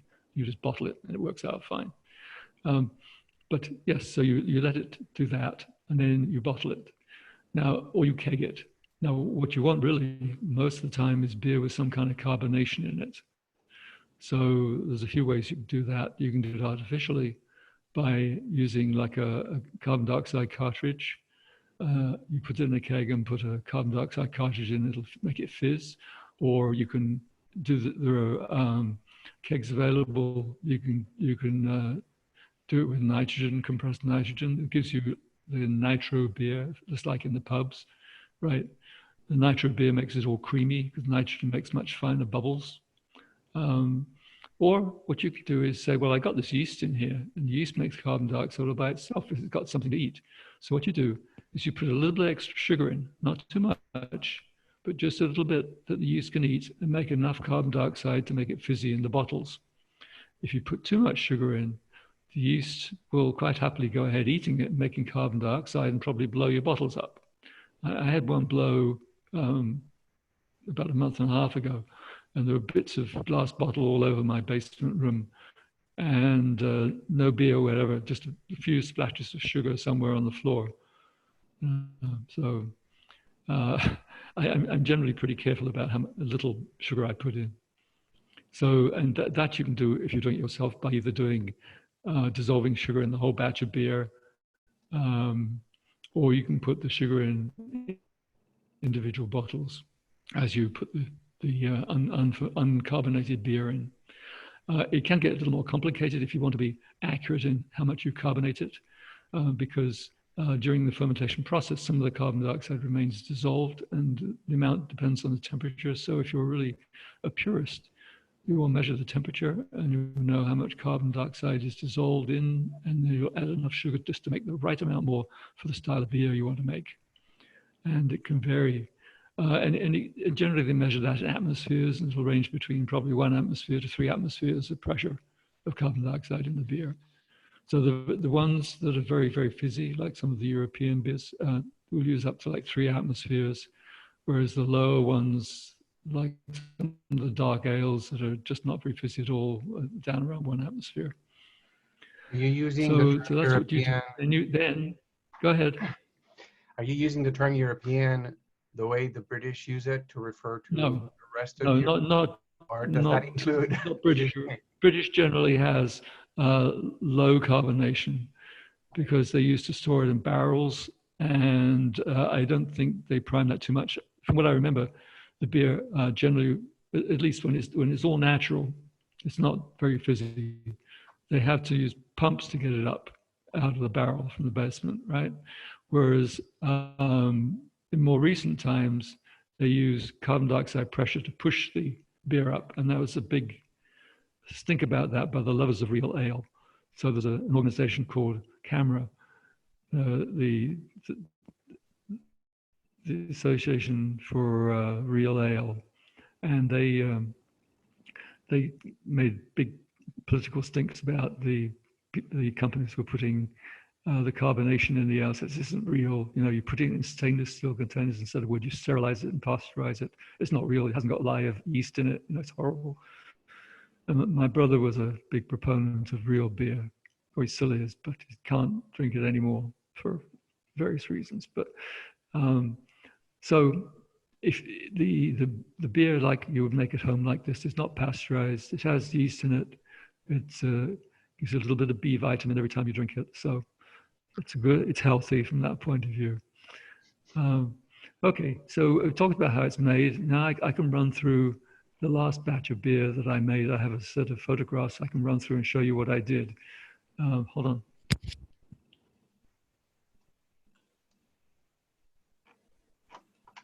Okay, if you can see this, this is the setup I have to make beer with. Okay, can you see this picture with the little stove? Yep. What I have, go ahead, question? No, I'm just saying we can see it. You can see it, good, okay. So first I'll explain about Mr. Beer. Mr. Beer is a company based out of Arizona, which serves the home brewers with a particular product that's made by Cooper's Beer from Australia.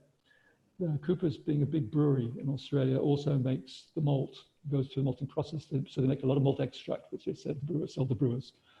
But also they make beer kits, which originally were in Australia, and you can buy them here too. Cooper's ones for 6 gallons, but they decided for the US it might be better to have a smaller size container. So they make them in 2-gallon batches. This is quite convenient because I can easily carry 2 gallons, but I would have a problem carrying 5 gallons around. So I certainly don't want to carry it up and downstairs, right? So these make 2 gallons of beer. So what they do is they sell cans of pre-hopped malt extract. So you don't have to go through the whole process of soaking the grain to get the sugar out.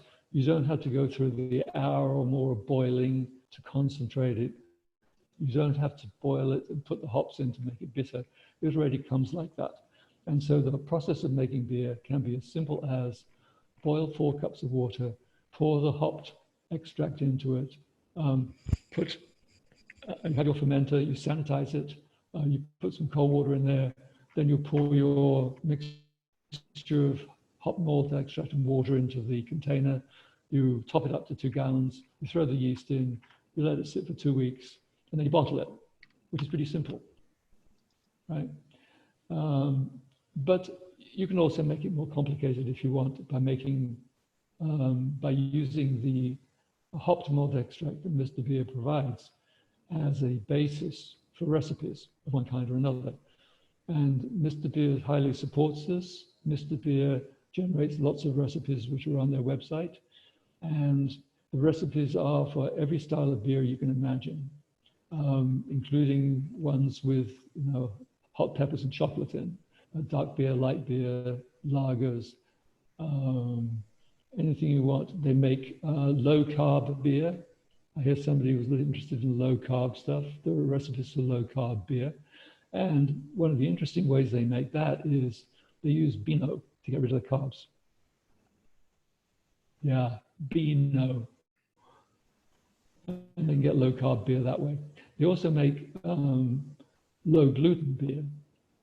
Because if you use the grain malt, you get gluten in that, so it's not gluten-free.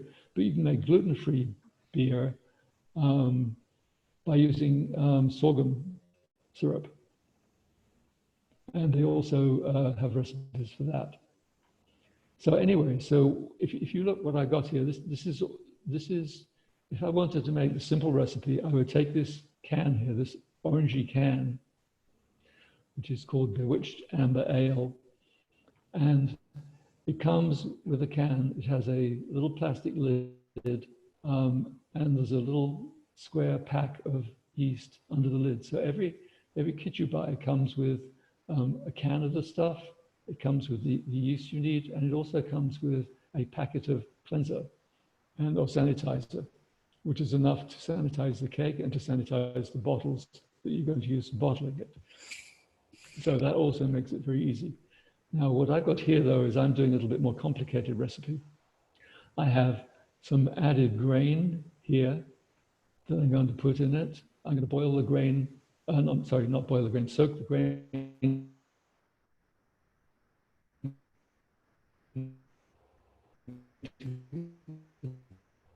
A little bit more packets here. I'm going to put a little more the caramel extract. This extract is pretty caramelly compared to some.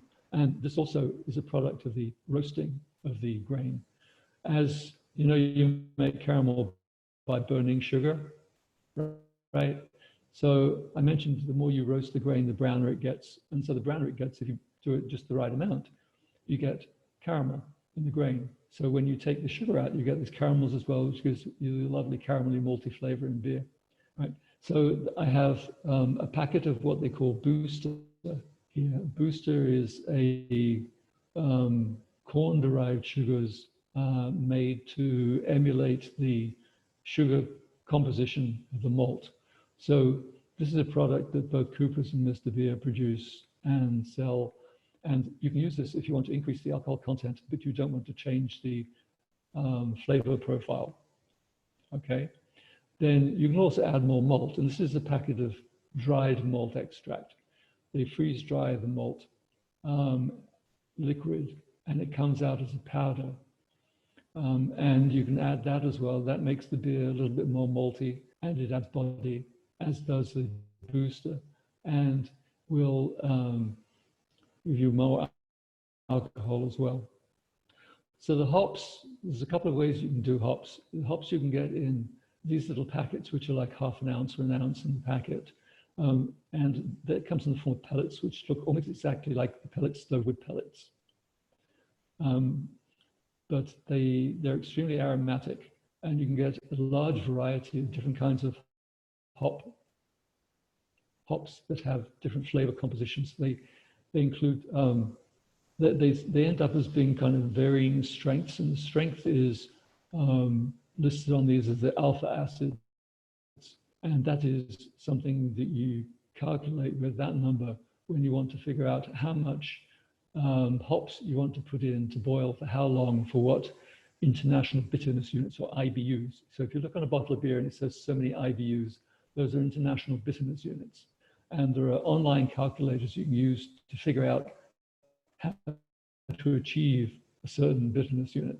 And in fact, if you wanted to get a beer that you like, that you can buy commercially and clone it, you would go to the website and you'd look for the various characteristics of the beer. Some brewers will list what's in the beer in terms of what malts they use and what yeast they use. And you can see what the alcohol is by volume, and you can see how many business units it is. And you can kind of synthesize a recipe based on these things. So that's another aspect about it. I like trying to clone things. So the three things that I've really tried to clone, I cloned the what's it called, Space Dust IPA. I cloned that pretty successfully. I've tried a number of times, and I managed to get one clone of Boston Lager that was pretty good. I cloned the Hoegaarden Belgian wheat beer. That came out pretty good too. So, but these are not recipes that are, you can look at recipes people have online for cloning, but I have to adapt it to this process, which I do with the online calculators. Anyway, so that's what I have. Okay, this is the pot I use to soak the grain. The grain goes in a bag, so I can pull it out of the bag. After I've soaked it in here, you need to soak it at a specific temperature though. In professional brewing, depending on the temperature, the enzymes work a little bit differently. So they will have temperature profiles to run the mashing through to get a particular result for a particular kind of beer. I can't control it that accurately. This stove will control it within about 5 or 10 degrees. Go ahead. Hey, I got to jump in here. We've got roughly like 5 minutes. I'm looking at my clock. I think we've got. Oh, I thought you said I could take as long as I wanted. Hey. Yeah, let me run through this real quick. Okay, I won't talk about this anymore. Because we're gonna photos. Who else is here wants to share a dish, right? Big part of this is that. Oh, there's another one. There's two things that we've got going on, right? We got hashtag Foodsmiths on the Slack. So if you haven't joined the Slack, you need to join it, and you'll be able to join the conversation about, all the food that we make, because that's pretty much what we can make during coronavirus with the Makerspace down. Well, I shut my Slack down, so my PC would work. And but yeah, so I can run through this real quick if you want, or I can stop. It depends what you want. So here's the little brown keg. Here's a pail that I soaked the malt in to make it softer to pour out. Right, here's the grain in the bag. Here's the hop packets, Cascade and Centennial hops I'm putting in. This is the booster and the wheat malt. This is the can, Bewitched Amber. Here are the tools. I got a can opener, scissors, and I soak them in here to sterilize them. Okay, here's the grain in the bag. Heat up the water to 160. Here are the hot pellets, right, in their bag. Heat it up, it's warm enough. Then I turn it down to 140, so it's between 140 and 160. It sits in there, somewhere in that range. I warm the thing up. I strain the grain. I dissolve the dried fermentables. I check the tap water. It's 60 degrees. That's good to cool everything down with. Okay. I put the hot bag after it's been sterilized in the keg. Here's my malt extract, the syrupy stuff, right? With hopped it. I dissolve it in the water until it's really well done. Then I put it in the keg. I check the temperature of the keg, 73 degrees, that's good. I check the amount of sugar in there with my refractometer. This is what it reads, 15.7, which is about end up at 6.5%. That's a bad photo. I put the yeast in, it spreads out, okay? And there it is in its fermenter, waiting to go with another one that'll be ready to bottle next week, okay? So there you go. It's sitting there at 70 degrees. It will generate heat, so it'll come up above the temperature of the room by 3 or 4 degrees. There are instructions inside the label, and that's Mr. Beer Bewitched Amber Ale done up a little bit. Okay, so that's all the pictures. That's the story. I have all sorts of other things I could show you, but I think we're out of time. How did that go? Hey, thank you so much, Nick. That was awesome. Hey, if you have a recipe, I know Sam's over there smiling over there. I'm looking at him. I'm seeing his image. If you haven't had Sam have a conversation with you about food, you might need to have one more beer, or at least give him the beer. And then you can have the conversation, because he tends to go off. Oh, Sam should make his own. I have the links on the recipe, which is on the wiki. Fantastic. So all the recipes for this run will be on the wiki, right? We're going to put them up, except for mine. I don't know if I had a recipe. I just showed you the process. And we were asking the question, if you have a dish of our mini guests, Todd and Heidi and Karen and Steve, if you have a dish that you want to share with the group, this is the time to share it. You know, unmute yourself and start yelling at people.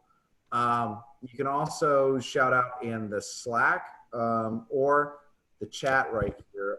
If you haven't joined Foodsmiths, hashtag Foodsmiths on the Slack channel, that is where we get together. We kind of show off what we're making. It's actually really active right now, because a lot of the other channels, the really active channels, have gone like, you know, radio silence, because nobody can get into the metal shop, or they can't get into the wood shop. They certainly can't get into the laser cutter to make anything. So this is like where a lot of the making is happening. So go out there, show off your work, and let us hear some recipes and what you want to see for the next dinner party. I'm gonna unmute myself, and then you guys unmute yourself and have the conversation. All right. So the only other thing I will say, and I have no skin in the game in this, is that Mr. Beer has the best customer service I've seen from anywhere except Nova Labs.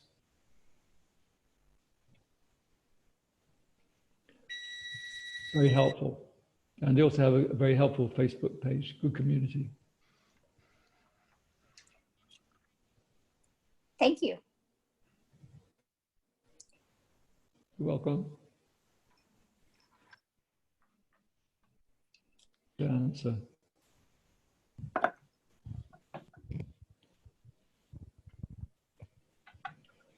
My favorite recipe is paella. I don't know if anyone knows this dish. Yes. Dish. Sam, do you make paella? Remember, Sam, I was saying that I could get you to talk if I just give you another beer and ask you the question. Yes, best paella. I want to hear this, because this is also my favorite dish. Yeah. So do you make it? I make it, yeah. Make it. This is what we're doing. We're going to have a barbecue, and we're going to have this dish. No. We're going to, when we have a maker fair again, and there will be one. It is actually. We're not having a maker fair. We're just all going to show up to Sam's house. All right. That works too. That works too. You're going to get us outdoor burner on. I will buy one of those things. Yeah, I have a ring, a gas ring, and a big old pan, like pretty big. Excellent. It's a dish you don't make it for a normal day. It has to be for a gathering, because it feeds a lot of people. So, but it's a lot of fun. I mean, you can put in it lots of things, although the purists will only put certain things in it. But you know, this mix of meats and seafood, rice, vegetables, saffron, and so. Yes. It uses this technique that I don't see used that often, where you essentially are you're cooking the rice by evaporating all of the stock. I think that's the fun part, that you're like, you got to get the amount of stock right, and get the time right. And if you do this right, you end up with the perfect moist rice, right? And so. Well, but don't you also end up with a nice crunchy like base? Yeah, you end up with what's the Catalans call socarrat, which is essentially controlled burnt rice at the bottom, and it's crunchy. The only other place I've seen this is with the Iranians. They also like that a lot. So if you get Iranian rice, you can ask for the crunchy part. Puerto Ricans like it too. Americans are good with it too. Yeah, we call it bacalao. We don't make it. Big We go to owl. Spain for it. Big owl. Right. All right. When are you serving? So, I mean, as soon as we figure out how to get together without killing each other or giving each other some virus, right? That's like. Right. All right. Well, I Sam, like the pause. I like the pause in between that you used there, Sam, because I thought that was appropriate. That was going to be my question. When you say kill us, did you mean the virus or did you mean like family? I was confused, but I'm glad you cleared that up. Yeah, strictly the virus. well, Sam, if you'll make paella, I will make beignets. Me and Shane are going to barbecue some stuff. That's what we're going to do. We're going to get together. We're going to barbecue like nobody's business all day, air day. Excellent. Okay. It is 9:05. I said that I would shut this off at 9:05. I believe I may or may not be a co-host right now because I had my computer die on me. But I want to thank everybody that showed up. This was our first shot at the Noble Labs dinner party from 7 to 9. I hope it was a success. I hope you all see my really cool shiny rib shirt here because I needed that for everybody. It's really important to me that I wear my shiny rib shirt. Anyways, if you did not catch it, if you show up early to these dinner parties, I'm going to be playing some music that is related to the dishes that people do. So if you caught early on and you joined me and Adam while I was playing weird music, it was all about barbecuing with beer, and there was some Korean pop in there. We're always looking for hosts. If you want to host the next one, or you have a friend that's really good at a blankety dish, right? They're a really good baker. They're a really good whatever. Please have them join the Foodsmiths channel and say, hey, I want to host a dinner party because we can't do this. I only have 4 dishes that I'm really good at. So 4 more times and then this has to end because that's all I can do. I know Gene has a couple more, and Gene has a couple more, but I don't know. You know what I'm saying? It's a group effort. So thank you so much for coming up. Gene, thank you. It was a lot of fun. Adam, thank you. It was a lot of fun. I know I'll get in touch with Jim and thank him. Made my night. Thank you guys. Same here. Thanks, everybody. Have a good Bye. night. Bye. Bye. Thanks. Bye.